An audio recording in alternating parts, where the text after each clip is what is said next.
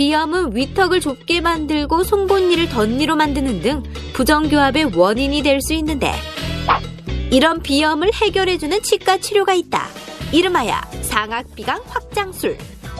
상악비강 확장술은 부정교합을 치료하는 동시에 원인인 비염까지도 개선시켜서 코로 숨을 잘 쉴 수 있게 도와주는데 톡톡 건강 토크.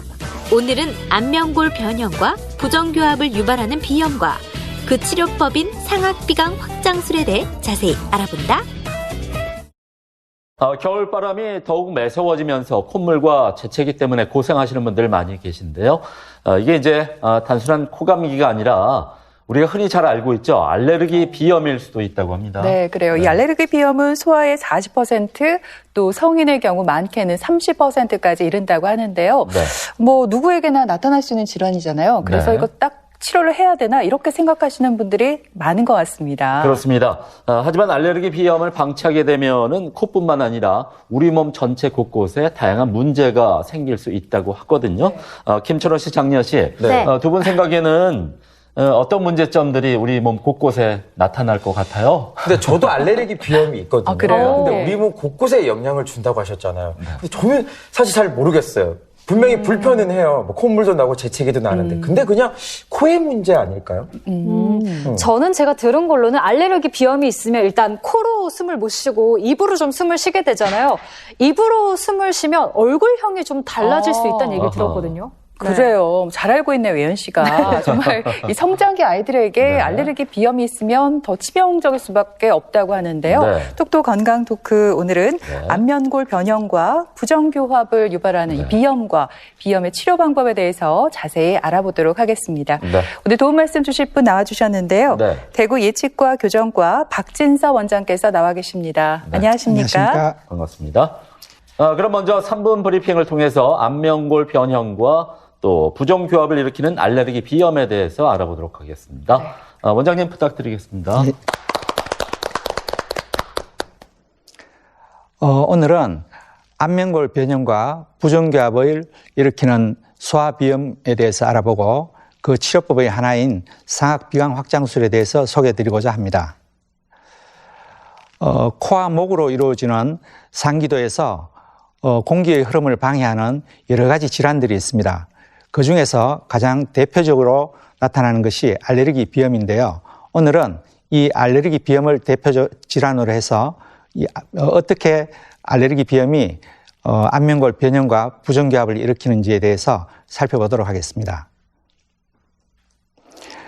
오늘 말씀드릴 내용은 알레르기 비염이 무엇인지, 그리고 비염에 의해서 어떻게 안면골 변형과 부정교합이 나타나는지, 비염에 대한 이비인후과적 진단과 치료는 어떻게 이루어지는지, 그리고 치과 교정과의 입장에서 상악비강 확장술은 무엇인지, 그리고 상악비강 확장술로 치료된 정례에 대해서 말씀드리고 결론을 내도록 하겠습니다.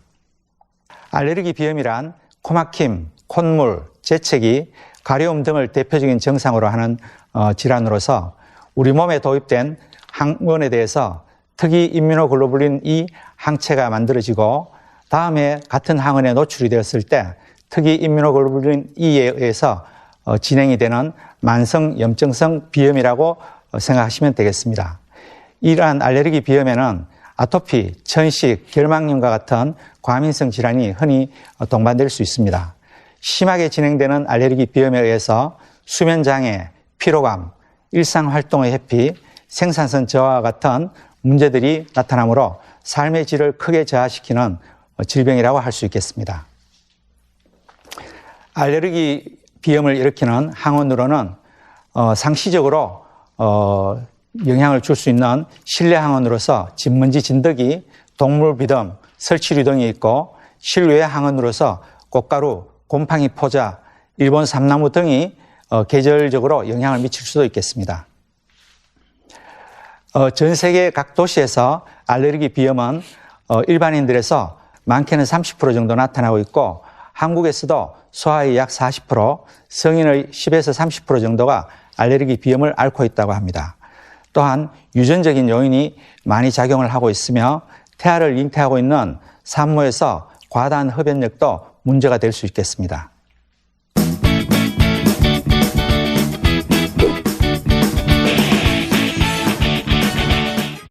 네, 비염을 단순히 콧물, 코막힘 정도로 생각해서 대수롭지 않게 여기는 분들이 있는데 이게 네. 또 오래 되다 보면은 안면 그 기형까지 또 네. 부정교합까지 나타날 수 있다고 하니까 네. 우리가 빨리 치료를 받아야 할 것 같습니다. 네.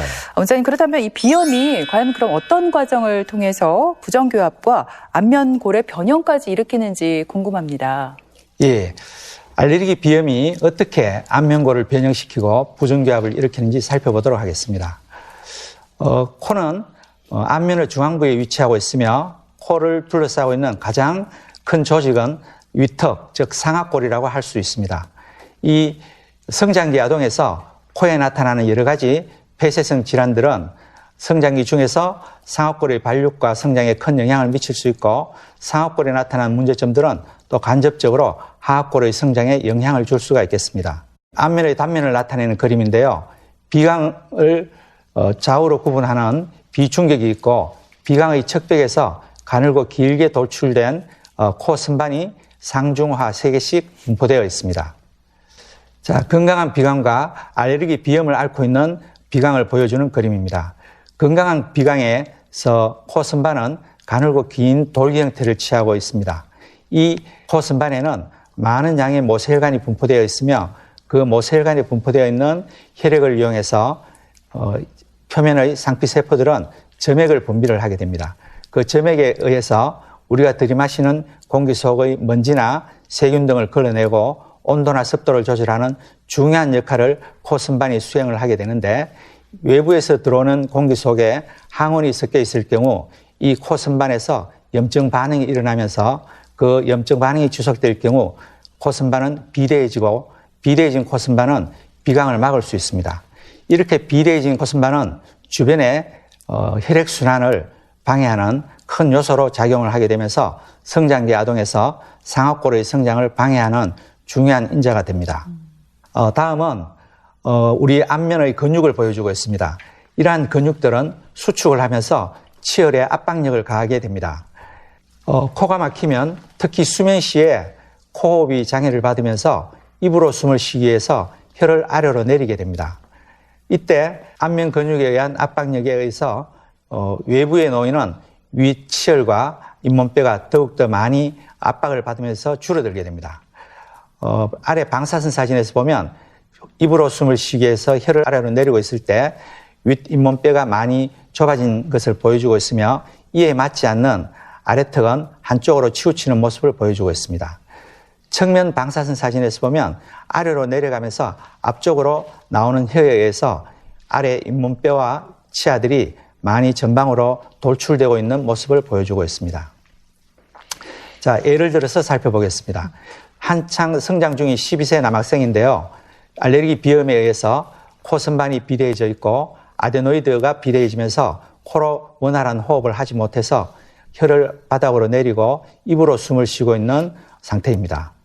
이 환자는 수면 중 특히 호흡 장애가 심해서 밤에 숙면을 취할 수가 없고 그 결과 낮에 일상생활에 집중을 할 수 없다고 합니다. 턱관절이 아래턱이 한쪽으로 돌아가면서 턱관절에 압박을 받아서 턱관절 장애 현상이 나타나기도 하고 있습니다. 입을 벌리고 있을 때 아래턱의 중심선이 서로 맞지만은 입을 다물게 되면 서로 간섭을 일으키는 치아들 때문에 아래턱이 한쪽으로 치우치는 모습을 보여주고 있고 좁은 상악골에 대해서 아래 치아들이 많이 안쪽으로 쓰러져 있고 앞니가 틀어진 모습을 보여주고 있습니다. 네. 알레르기 비염에 의해서 코선반이 커지고 그로 인한 혈액순환 장애가 생길 경우에 상악골이 성장에 방해를 받을 수가 있고 또한 입으로 숨을 쉬기 위해서 혀를 아래로 내릴 때 또다시 상악치열은 좁아질 수 있습니다. 좁아진 상악치열에 대해서 잘 맞지 않는 하악은 한쪽으로 돌아가면서 하악과 안면의 비대칭을 나타낼 수 있고 이때 한쪽으로 쏠리는 턱관절에 장애가 생길 수도 있으며 그 사이에 있는 치아들은 덧니와 부정교합을 일으킬 수 있습니다. 알레르기 비염은 안면 비대칭과 부정교합을 일으킬 뿐만 아니라 그 알레르기 비염이 심할 경우에 수면 장애를 일으키면서 낮 시간에 학습 장애나 운동 성취도 저하, 천식, ADHD 증후군과 같은 문제점을 일으킬 수 있고 숙면 시에 분비되는 성장 호르몬 분비가 교란이 됨으로써 성장 장애도 일으킬 수 있습니다. 성인에서는 이러한 알레르기 비염이 심할 경우 심장 질환이나 고혈압도 유발되는 것으로 나타나고 있습니다. 미국 교정학회지에 발표된 바에 따르면 교정 치료를 받고 있는 청소년의 약 10% 정도에서 수면 시 호흡 장애를 일으키고 있다고 합니다. 한국에서 조금 전에 말씀드린 것과 같이 소아의 40%, 성인의 30%에서 이러한 알레르기 비염이 일어나고 있으며 알레르기 비염은 70에서 80% 정도 유전적인 소인을 가진다고 합니다. 저희 치과에 일정 기간 동안 내원한 부정교합자 157명 중 114명에서 비염과 비염으로 인한 기도 폐쇄 증상을 보이는 경우가 72.6%에 달한다고 하며 당국대 교정과와 이비인후과에서 조사된 논문에 따르면 수술 환자 55명 중 82%에서 알레르기 비염을 보인다고 합니다. 네, 저 같은 경우는 이 봄만 되면 콧물이랑 재채기 때문에 고생을 좀 하거든요. 사실 지금까지는 그냥 단순한 코감기겠지라고 생각을 했는데 오늘 원장님 말씀을 들으니까요. 제가 알레르기 비염일 수도 있겠다라는 생각이 좀 들었습니다. 예. 검사를 좀 받아봐야 할 것 같은데 예. 어떤 검사들을 통해서 알레르기 비염인지 아닌지를 알 수 있을까요? 예. 이비인후과적으로 알레르기 비염을 진단하는 것은 가장 중요한 방법은 병력을 확인하는 것입니다. 알레르기와 연관된 증상을 보이면서 가족력이 있다면 일단 알레르기 비염으로 진단을 내리게 되고요. 아토피, 천식, 결막염과 같은 과민성 알레르기 질환이 동반될 경우에는 확진을 하게 됩니다. 그리고 알레르기 비염을 일으키는 항원을 찾아내기 위해서 피부 반응 검사나 혈액 검사를 시행하기도 합니다. 알레르기 비염 진단도 중요하지만 또 진단만큼이나 정말 중요한 게 제가 생각할 때는 또 치료에 있는 것 같거든요, 원장님. 알레르기 비염 치료는 어떻게 이루어지는지 너무 궁금해요. 예. 알레르기 비염은 이비인후과에서 주로 행해지겠죠. 이비인후과에서 항원을 회피하는 환경회피요법, 그리고 알레르기 비염의 정상을 치료하는 약물요법, 그리고 체질을 개선해주는 면역치료요법이 주로 사용되고 있고, 알레르기 비염으로 인해서 코선반이 비대한 경우 외과적인 방법으로 코선반을 절제해낼 수 있습니다. 코선반 절제술의 효과를 확인하기 위해서 비강 내부의 면적을 계측하는 음향 비강 통기도 검사를 해볼 수 있는데, 여기에서 코선반 절제술은 약 30에서 35% 정도의 개선 효과를 보이고 있다고 합니다. 자, 다음은 치과 교정과에서 행해지는 상악 비강 확장술에 대해서 말씀드리도록 하겠습니다. 상악 비강 확장술은 알레르기 비염으로 인해서 야기되는 상악을 확장하면서 동시에 비강을 넓혀서 비염의 정상을 개선하는 방법인데요. 이 상악 비강 확장술에 대한 음향 비강 통기도 검사를 통한 효과 역시 30에서 35% 정도로 코선반 절제술과 비슷한 정도의 효과를 보이고 있다고 합니다. 과거의 상악 비강 확장술은 치아에 직접적인 힘을 줌으로써 상악골과 비강을 분리하는 방법인데요. 이때 치아에 대해서 무리한 힘이 가해지거나 상악골과 비강에 나타나는 효과가 적다는 단점이 있었습니다. 그러나 최근 들어서는 상악골에 직접적으로 작은 임플란트를 식립하여 그 임플란트에 힘을 주어서 상악골을 분리시키고 비강을 확장하는 효과를 얻기 때문에 골격에 나타나는 효과가 확실하고 또 장기적인 안정성을 가지고 있다고 합니다.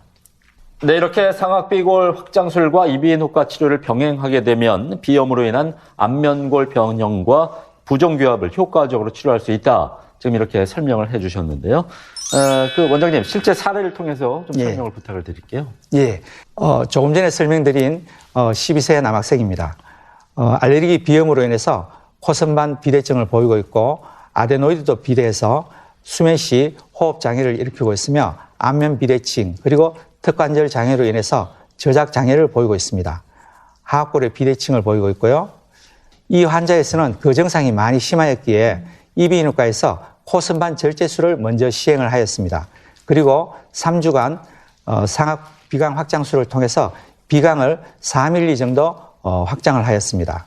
그리고 5개월 후에 안면골이 비교적 대칭성을 이루고 있고 치열에서도 중심선이 맞아 들어가는 모습을 보이고 있습니다.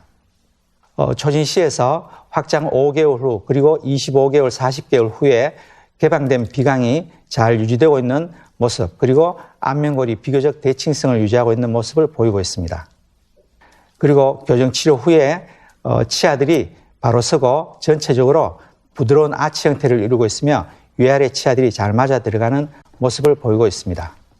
이 환자에서 상악골 확장 효과는 치아를 배열할 수 있다는 기본적인 효과 외에 하악의 비대칭 상태를 개선하였고 동시에 턱관절의 정상을 개선하였으며 비강이 확장이 되어 코호흡이 좋아짐으로써 수면 중 호흡 장애가 개선이 되어 전신 건강과 성장에도 큰 도움이 되었다고 생각합니다.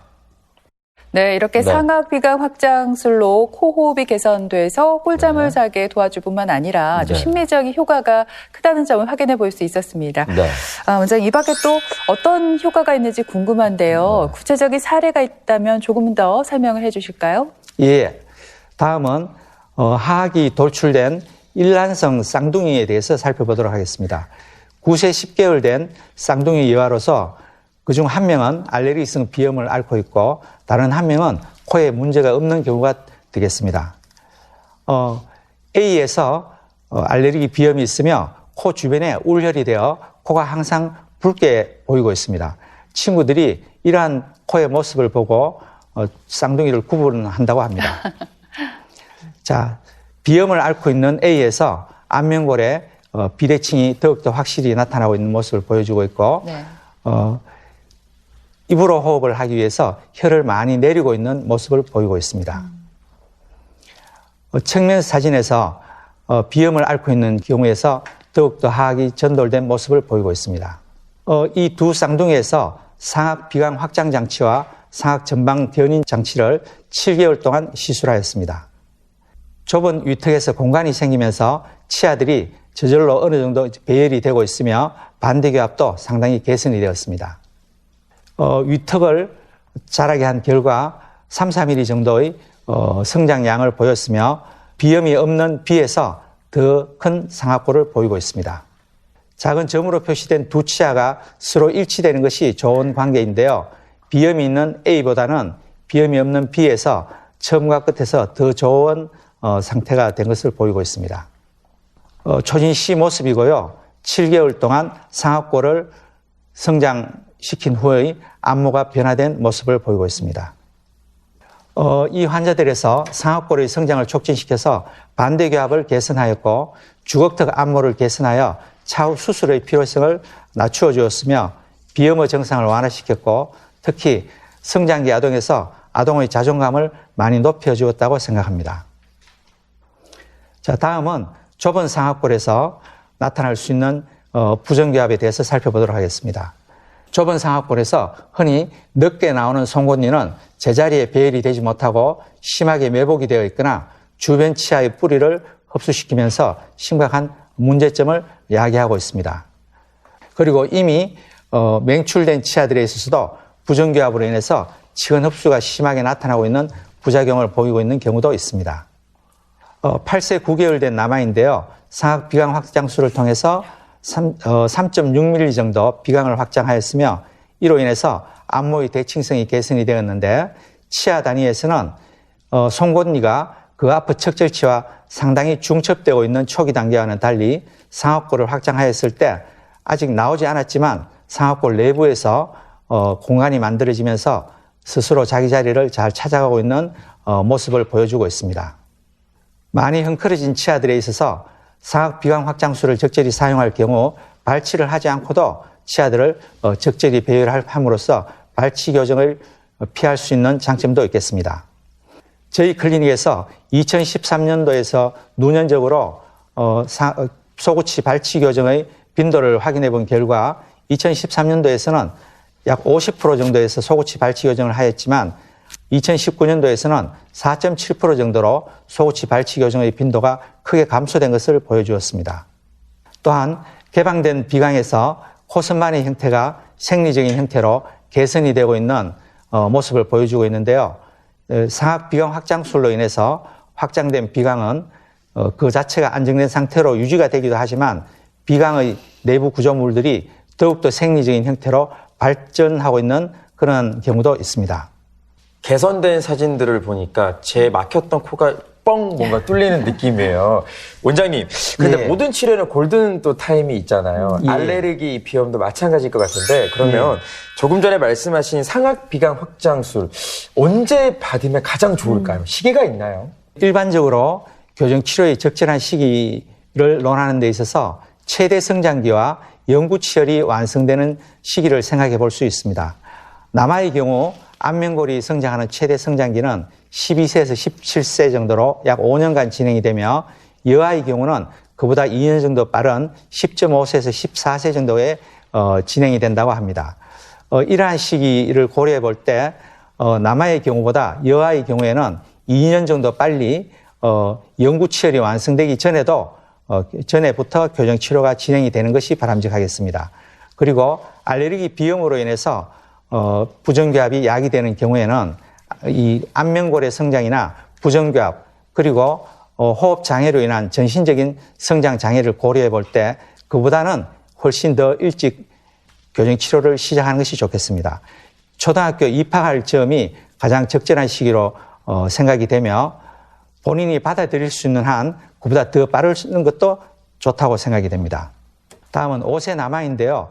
아직 영구치가 하나도 없는 시기입니다. 반대교합과 안면 비대칭을 보이고 있으며 그 원인으로 폐쇄된 비강을 지목할 수 있습니다. 이 환자는 아직 나이가 어리지만 상악 비강 확장 장치물을 착용하고 나서 천진난만하게 웃고 있는 모습을 보여주고 있고 그와 동시에 상악 전방 견인 장치도 착용을 하고 있습니다. 이 시술을 시행한 지 2달밖에 되지 않았지만 반대교합이 상당히 개선이 되면서 환자는 코호흡도 개선이 되고 있다고 합니다. 네, 오늘 이렇게 비염과 상악비강 확장술에 대해서 알아봤는데요. 원장님, 오늘 강의하신 내용을 좀 간단히 정리를 좀 해볼까요? 지금까지 말씀드린 내용을 정리해 보도록 하겠습니다. 성장기 아동에서 비염 등으로 인한 코막힘은 상악골 협착과 하악 비대칭, 안면골 비대칭을 유발할 수 있고 이때 턱관절 질환도 나타날 수 있습니다. 작은 턱뼈에서는 자라나는 치아들이 덧니나 부정교합을 일으킬 수 있습니다. 알레르기 비염은 유전성이 강하여 부모님 중에 비염이 있을 경우 자식들의 경우에도 유전이 될 수 있고 상악 비강 확장술로 상악과 비강을 넓혀줌으로써 코막힘을 개선하고 상악골의 성장을 바로잡아 줄 수 있습니다. 턱을 넓혀서 덧니를 예방할 수 있고 소구치 발치를 줄일 수도 있습니다. 수면 중 호흡이 잘 되면서 수면의 질이 개선되고 전신 건강과 성장이 제대로 이루어질 수 있겠습니다. 이로 인해 삶의 질이 향상이 될 수 있고 무엇보다도 중요한 것은 적절한 치료 시기를 선택하는 것인데요. 본인이 받아들일 수 있는 한 빠른 것이 좋다고 생각이 됩니다. 네, 들으신 것처럼 비염으로 인한 코막힘을 그냥 간과해서는 절대 안 될 것 같습니다. 네. 지속적인 구강호흡은 부정교합과 안면골의 변형을 유발할 수 있는 만큼 조기 진단과 치료가 무엇보다 중요하다는 점 잊지 마시길 바랍니다. 네, 지금까지 이 시간 도움 말씀에 대구 예치과 교정과 박진서 원장께서 수고해 주셨습니다. 네, 오늘 고맙습니다. 네, 감사합니다. 네, 김철원 씨, 장혜은 씨 두 분도 수고했습니다. 네.